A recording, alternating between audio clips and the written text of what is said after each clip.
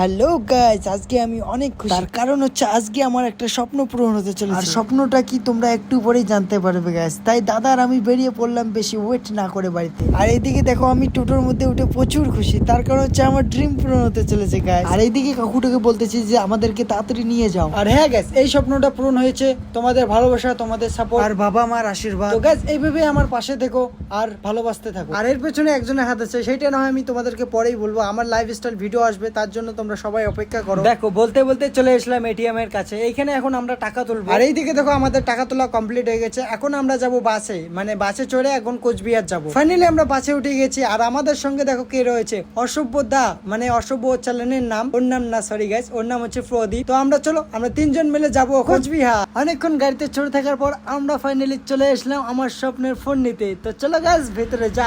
ভেতরে এসে আমার ফোনটা আমাকে দিয়ে দিল। আমি এখন ফোনটা দেখতেছি, এটা এখনই আনবক্স